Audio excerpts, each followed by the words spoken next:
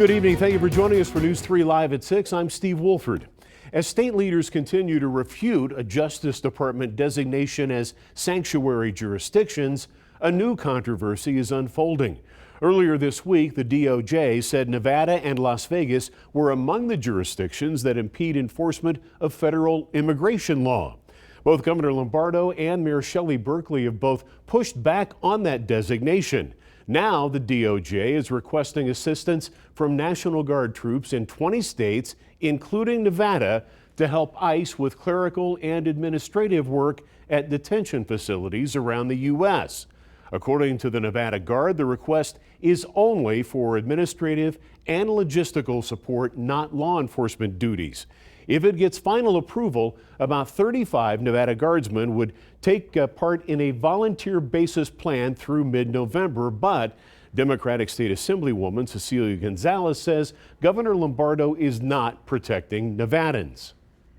I think that it's an abuse of power to use our National Guard and our Nevada taxpayers for federal immigration enforcement. That is something that needs to come from the federal government. And I think that many of us feel that this is an abuse of power. News 3's Will Silverstein has been taking a closer look at the controversy. He's joining us now at the live desk with more. Well, Steve, News 3 has been reporting on this issue since earlier this week when we told you about Nevada's murky status as a sanctuary state. For a little more clarity, we bring in Republican political consultant Matt Klink. And Matt, thank you for joining us. You heard what the state assembly member had to say there about this being an abuse of power on Lombardo's part. Your thoughts? Well, look, of course, the Democrats are going to say that. This is the same Democratic Party that has largely supported unfettered open borders during the 4 years of the Biden administration. And Governor Lombardo has been pretty clear in saying that he supports Donald Trump's deportation plans and immigration goals. That's what helped Donald Trump. One of the main reasons why Donald Trump was elected again in 2024. And again, the role of the National Guard here is in support only. It is in logistics and clerical and administrative, and it's literally less than 1% of the National Guard. It seems a small offer of assistance to the federal government for an important policy being carried out by the Trump administration. How important is the emphasis on that aspect of what those guardsmen will be doing, as opposed to what many people think and what they see here on our news station too about all these operations that they see across Southern California and the rest of the country? I think that is incredibly relevant, is that all of the chaos and destruction and burning of vehicles in downtown Los Angeles, the National Guard was called in to maintain safety. I think that what Governor Lombardo is doing is saying, look, let's provide the bare minimum of support as was requested by the Trump administration. And hopefully let the federal government do its job and let the National Guard assist as limited and as minimally as it can. But we don't want what happened in Las Vegas, or we don't want what happened in LA to happen in Las Vegas.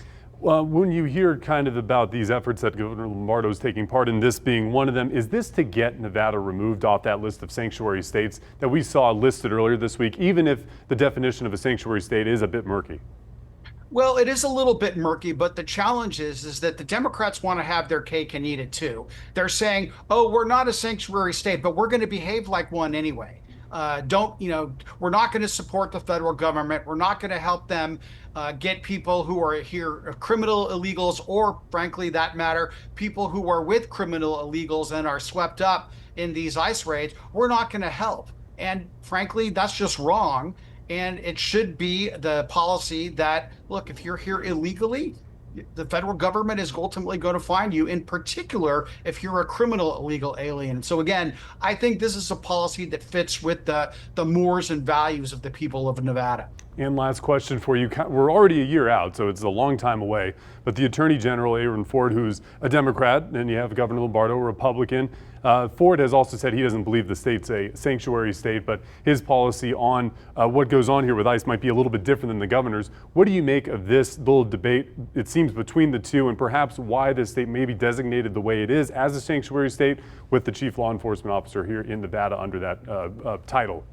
Yeah, again, Aaron Ford is trying to play both sides here. He's basically saying that, we're not a sanctuary state, but then he goes right back into the policies that led to unfettered immigration by Democrats, both nationally and in states throughout the West in particular. And again, this is a very divisive issue, but look, this is a problem that's been abused for a long time, and the Trump administration is acting on it. And Democrats are more worried about protecting people who are here illegally than they are about protecting the citizens in this country. And it's going to break down like the crime issue that really, really hurt Democrats in 2024. So again, it's fraught with peril for Democrats. All right, an interesting year ahead. Matt Kling, thank you so much for joining us.